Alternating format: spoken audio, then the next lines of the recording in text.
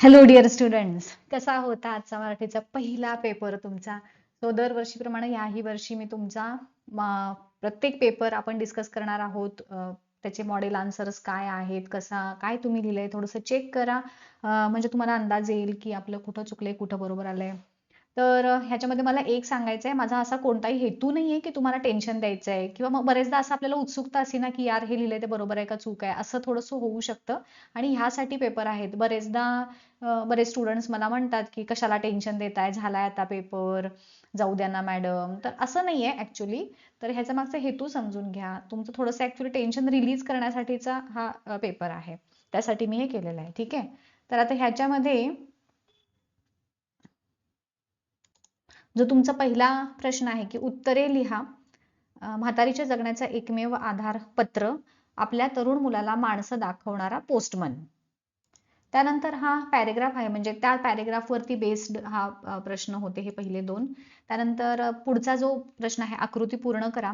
वाट पाहण्याशी निगडीत असणाऱ्या भावना, दुःख, काळजी, भीती आणि अस्वस्थता. वाट पाहणं ही एरवी सुखाची थोडीच गोष्ट असते. ह्या उद्गाराविषयी तुमचे मत सविस्तर लिहा. हे आय थिंक तुमच्या डायजेस्ट मधलंच उत्तर आहे की वाट पाहताना या पाठात लेखिकांनी जीवनाचा सुखमंत्र सांगितलेला आहे आणि कोणत्याही गोष्टीसाठी वाट पाहायला शिकले पाहिजे. वाट पाहणे हे कधी सुखाचे नसते. आपल्या आशा आकांक्षा पूर्ण करण्यासाठी आपले मन अधीर झालेले असते. कधी कधी शंकेने व्याकुळ होते. आपल्याला हवी ती गोष्ट आपल्याला मिळेल का, असा प्रश्न आपल्या मनात येतो. वाट न पाहता चटकन मिळाली गोष्ट आपल्याला एखादी, तर ती आपल्याला वरवरची आहे की जीवाभावाची आहे हे कळायला मार्ग राहत नाही. तर हे अशा पद्धतीचं त्याचं उत्तर होतं. होपफुली तुम्ही ह्या पद्धतीनं लिहिलेलं असेल, है ना. त्यानंतर पुढचा जो आहे, उतार्याच्या आधारे सूचनेनुसार कृती करा. सोनालीच्या झोपेची वैशिष्ट्य, लहान मुलांसारखं थोपटून झोपवावं लागेल आणि लागायचं आणि ती एका लहान मुलासारखी अस्ताव्यस्त झोपायची. ही तिच्या झोपेची दोन वैशिष्ट्ये आहेत. त्यानंतर हा जो पॅरेग्राफ आहे, कोण ते लिहा. त्या पॅरेग्राफवरती बेस्ड प्रश्न होता. सोनालीवर ताईगिरी करणारी रुपाली होती आणि झोपायची वेळ झाली की उडी मारून बिछाण्यात शिरणारी सोनाली होती. सोनाली आणि दीपाली यांच्यातील जिव्हाळा व्यक्त करणारा प्रसंग. तर हा त्याचा उत्तर आहे की वन्य प्राणी हिंस्र असतात अशी सर्व माणसांची समजूत आहे. अन्य प्राण्यांना मारण्यासाठी ते टपलेले असतात अशी समजूत निर्माण झालेली आहे. पण वन्य प्राणी माणसांप्रमाणे प्रेम उत्कट करू शकतात. ह्या हृदय अनुभव या पाठामध्ये आपल्याला सांगितलेला आहे. दीपालीवर सोनालीचा खूप जीव होता. तासनतास खेळत बसे. तिला सोनालीने कधीही इजा केली नाही. एकदा दीपाली सोनाली सोबत खेळत होती, तेवढ्यात एक पेशंट तिथे आला. त्याला तिथे दृश्य पाहून धक्का बसला. दीपाली चुकून सिंहिणीकडे गेली असावी या कल्पनेने तो धावला आणि त्याने दीपालीला चटकन उचलून घेतले. एक परका माणूस प्रिय व्यक्तीला उचलून घेतो ह्याचा सोनालीला संताप आला. ती त्याच्यावर फिसकारली आणि चवताळून त्याच्यावर धावली.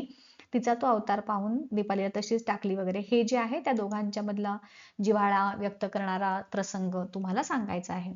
त्यानंतर आकृतीबंध पूर्ण करा. आईजवळ क्षणभर बसल्यावर मिळणाऱ्या गोष्टी, फुलाची कोमलता, गंगेची निर्मलता, चंद्राची रमणीयता आणि सागराची अनंतता. हा अपठित गद्यांशामधला हा प्रश्न आहे. त्यानंतर हा पुढचा जो प्रश्न आहे, कधी ते लिहा. आई कावरी बावरी कधी होते, तर मुलाचे काही दुखल्या खुपल्यावर. आई थकणार कधी नाही, तर मुलांची सेवा चाकरी करताना. हे सगळ्यांच्या बाबतीत होतच. त्यानंतर चौकटी पूर्ण करा. डॉक्टर बाबासाहेब आंबेडकरांनी नाकारलेली गोष्ट, माळ वाटेने जाणे आणि डॉक्टर बाबासाहेब आंबेडकरांचे स्वागत करणारे खाचखळगे. त्यानंतर आकृतीबंध पूर्ण करा. डॉक्टर बाबासाहेब आंबेडकरांनी केलेले कार्य, परिस्थितीवर मात करून नवा इतिहास घडवला. त्यानंतर मूक सन्मानाचे नेतृत्व केले. बहिष्कृत भारत जागा केला आणि चवदार तळ्याचा सत्याग्रह केला.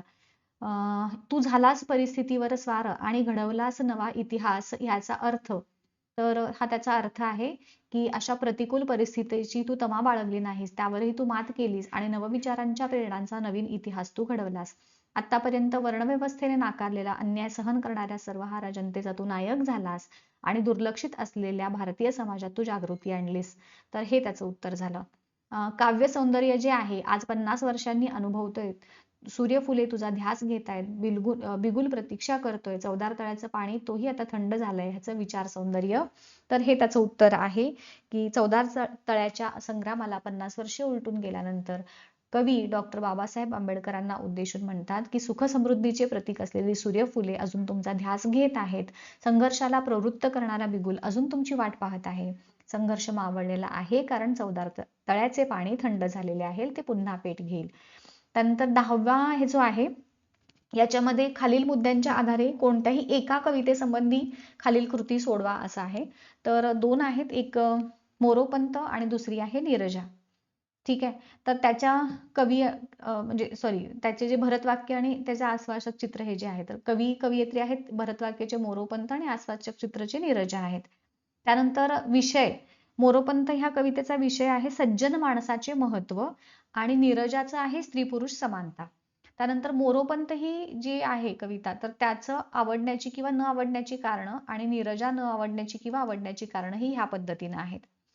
तर या पद्धतीने तुम्ही उत्तरं लिहिलीत का चेक करा की आवडली, कारण मांडलेले विचार पटकन पटण्यासारखे आहेत, कविता उच्चारताना वाचताना आनंद होतो, उच्च उदात्त विचार मनात घडवण्याने मनही आनंदित होते. तर ह्या पद्धतीचं आणि हे जो आहे दुसरा ते दुसऱ्या कवितेचा जो नीरजा कवितेचा आहे. ठीक आहे. त्यानंतर त्याच्या आधीचा प्रश्न सॉरी त्याच्यानंतरचा जो प्रश्न आहे की वस्तूंना मनही नसेल कदाचित पण ते असल्यासारखे वागलो तर वस्तू प्रचंड सुखावतात, हे त्याचं म्हणजे काय म्हणत आपण त्याचं आशय सौंदर्य जे आहे ते ह्या पद्धतीनं तुम्हाला सांगायचं आहे. आशय सौंदर्य, काव्य सौंदर्य आणि भाषिक वैशिष्ट्ये त्याच्यामध्ये काय आहेत ते असं लिहिलंय का, एकदा चेक करा तुम्ही. त्यानंतर माणसे पेरा माणुसकी उगवेल ह्याचा अर्थ काय आहे, तर हा अर्थ तुम्हाला आहे बघा दिलेला की मातीत बीज पेरलं की मातीच्या कष्टमय मायेतून त्याचे झाड होते, माती त्या बीजाला सगळ्या नैसर्गिक आपत्तींपासून वाचवते, दुष्काळाशी लढते, बीजाची मायेने निगराणी करते, ह्या सर्व प्रक्रियेतून बीजाचा वृक्ष होतो. त्याचप्रमाणे आजच्या मूल्यहीन समाजामध्ये चांगल्या संस्काराच्या मातीत जर माणसांना पेरले तर त्यातून मानवतेचा निकोप वृक्ष उभा राहील, ह्या त्याचा साधारण अर्थ होतो. त्यानंतर पती निधनानंतर आपण सैन्यात भरती व्हायचं या निर्धारातून समाजाला काय संदेश मिळतो, तर हे त्याचं उत्तर आहे. हे पण तुमच्या डायजेस्ट मध्ये आहे, बघून घ्या एकदा ह्या पद्धतीचं उत्तर तुम्ही लिहिलेलं आहे का. त्यानंतर व्युत्पत्ती कोशाचे कार्य, मला जर आठवत असेल बरोबर तर हा प्रश्न गेल्या वर्षी देखील विचारलेला होता का, एकदा सांगा बरं मला कमेंट करून तुम्ही की हा प्रश्न ह्याच्या आधीच्या पण मला, कारण असं काहीतरी सांगितल्यासारखं आठवतंय म्हणून विचारलं. त्यानंतर समासाच्या योग्य जोड्या, त्रिभुवन जो आहे तो द्विगु समास आहे का बघा आणि पुरुषोत्तम जो आहे तो कर्मधारय आहे का बघून घ्या. त्यानंतर शब्दसिद्धी, प्रत्यय घटित शब्द आंबट चिंबट आणि जमीनदार, उपसर्ग घटित बिनचूक आणि अभ्यस्त शब्द तिळतिळ. त्यानंतर वाक्यप्रचार बघा, कंठस्थान घालणे, आता ह्याचा वाक्यात उपयोग करायचा आहे शिरच्छेद करणे, शिरच्छेद असं आहे ते ऍक्च्युली, तिथला र तिनं लिहायचा राहिलाय. त्यानंतर हुकूमत गाजवणे, वर्चस्व गाजवणे, व्यथित होणे, दुःखी होणे आणि आनंद गगनात न मावणे म्हणजे खूप आनंद होणे, असे अर्थ लिहिलेत का चेक करा एकदा. समानार्थी शब्द मार्ग, रस्ता, वाट, पथ वगैरे हे तुम्ही सांगू शकता. जल, पाणी, सलील, त्यानंतर जीवन, नीर, असे बरेचसे त्याचे अर्थ आहेत. त्यातले कोणते कोणते तुम्ही लिहिले बघा आणि मला कमेंट करून सांगा इफ पॉसिबल तुम्ही काय लिहिले त्यांचे अर्थ ते. त्यानंतर खालील शब्दांचे विरुद्धार्थी शब्द सुपीक, नापीक, ज्ञानी, अज्ञानी हेच होतात, ह्याच्या व्यतिरिक्त अजून काही नाही.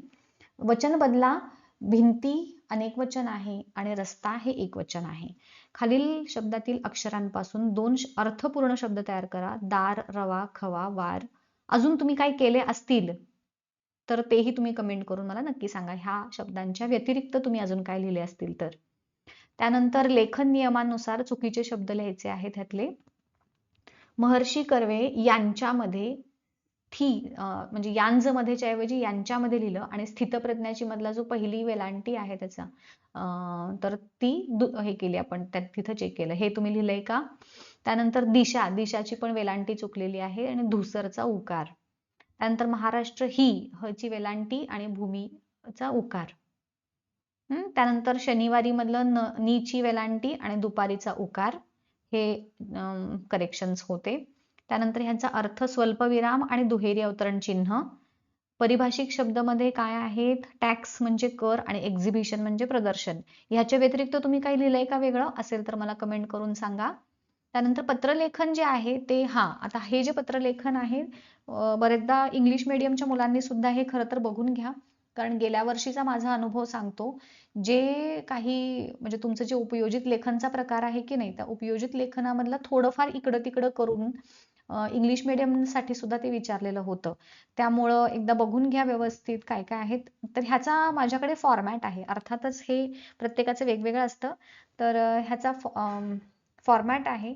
इथं जो दिलाय आत्मकथन, आरशाचे आत्मकथन जे आहे, तर ह्या पद्धतीनं दिलेलं आहे. हे माझ्याकडं होतं, माझ्या एका स्टुडंटनीच दिलंय मला हे. आणि हा पत्रलेखनाचा हा आराखडा आहे. पत्राचा शेवट कसा करायचा, नाव, पत्ता, ईमेल आयडी वगैरे जे काही असेल. त्यानंतर हा एक अभिनंदन पत्र, म्हणजे इथे जे 2-3 प्रकार दिलेत तुम्हाला, शुभेच्छा लेखन वगैरे ते जे दिलेत ना, तर ह्या प्रकारच्या पत्रांचा एक फॉर्मॅट तुम्हाला मी जस्ट इथे दाखवलाय. या फॉर्मॅटचा वापर करून तुम्हाला लिहायचं आहे इथे. बघा व्यवस्थित हा फॉर्मॅट इथे जसा दाखवलाय. ठीक आहे. अभिनंदन पत्राचा एक इथं फॉर्मॅट आहे. सो बघा, होपफुली हा एक इथं दुसरा आहे. मागणी पत्राचा एक नमुना आहे हा. तर अशाच प्रकारचे प्रश्न हे तुम्हाला इंग्लिश मीडियमसाठी पण येऊ शकतात. ऍक्च्युली हा आजचा व्हिडिओ बनवण्यासाठी मला माझ्या खूप स्टुडंट्सची हेल्प झाली. ऑनलाईन स्टुडंट्सची, जी यूट्यूब चॅनलवरती माझ्याकडे शिकतात त्या स्टुडंट्सची, ह्या सगळ्या स्टुडंट्सची मी खरं तर आभारी आहे. Thank you so much for your cooperation. आणि येस, तुम्हाला सगळ्यांना तुमच्या पुढच्या पेपरसाठी खूप खूप शुभेच्छा. थँक्यू.